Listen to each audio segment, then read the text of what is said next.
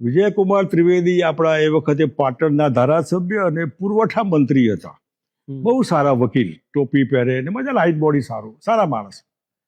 હવે તેલના ભાવ, ગુજરાત તો તેલ ખાવાવાળું, શાકમાં રેલા ઉતરે, મોરારજી ભાઈ કે તમારી થાળીમાં તેલના રેલા ઉતરે તો ભાવ વધે જ ને વળી. આવી રીતે તેલનો કંઈ ભાવ 1 રૂપિયો વધ્યો હશે એ વખતે. અને પાટણની અમારી MN કોલેજ કે એમાં એન્યુઅલ ડેનો પ્રોગ્રામ, મુખ્ય મહેમાન તરીકે વિજયકુમાર ત્રિવેદી આવવાનું. એ વખતે NCCમાં હું પાટણ યુનિટનો ઇન્ચાર્જ હતો. એવા વખતે તલાટી સાહેબ પ્રિન્સિપાલ હતા પાટણ કોલેજના. એ વખતે વિદ્યાર્થીઓએ આ તેલિયા રાજા, તેલના ભાવ વગેરે વગેરેમાં વિજયકુમાર ત્રિવેદી તેલિયા રાજા છે, તેલના ભાવ વધાર્યા, પૈસા ખાઈ ગયા, હવે એમને જો જાહેર અમારા મહેમાન, મુખ્ય મહેમાન આવશે તો અમે એમનો કાર્યક્રમ થવા નહીં દઈએ, અમે ટમેટા મારીશું, ઈંડા ફેંકીશું વગેરે વગેરે. આ સમાચાર પ્રિન્સિપાલને મળ્યા એટલે પ્રિન્સિપાલ ગભરાયા કે જો વિદ્યાર્થીઓ ગરબડ કરે તો આપણે તો આબરૂ જાય.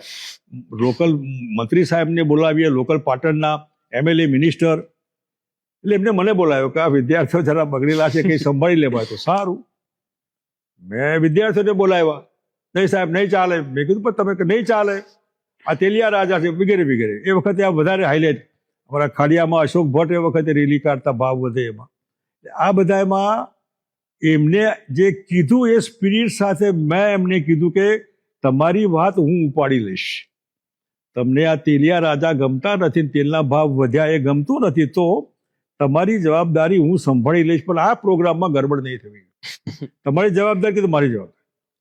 અને સક્સેસફુલી એ કાર્યક્રમ થયો. વિજયકુમાર ત્રિવેદી આવ્યા, કોઈ પણ વિદ્યાર્થીએ ચૂચા કર્યા સિવાય કાર્યક્રમ સારો થયો, વાત પતી ગઈ. વિદ્યાર્થી એમના ગયા, હું મારા ત્યાં.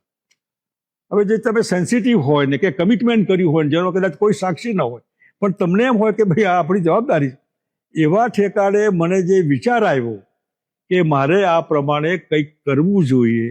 અને એ જ્યારે હું ત્યાંથી છૂટો થઈને ઘેર આવવા આવ્યો, નોકરી છોડીને, એ વખત મારા ભાષણમાં મેં કીધેલું કે મેં વિદ્યાર્થીઓને આપેલા કમિટમેન્ટ પ્રમાણે હું જાહેર જીવનમાં પડીશ, જરૂર પડે વિધાનસભા લડીશ, જરૂર પડે લોકસભા લડીશ, જરૂર પડે ગમે ત્યાં કરીશ, પણ આજની સરકાર જે તેલિયા રાજાઓની સરકાર છે એને કાઢવા માટે હું પૂરેપૂરી મહેનત કરીશ. આ એન્ટી કોંગ્રેસ બનવાનું અને પ્રો BJP RSSના લીધે બનવાનું મૂળ એ પાટણનું આ વિદ્યાર્થીઓનું સંગઠન અને મારું કમિટમેન્ટ.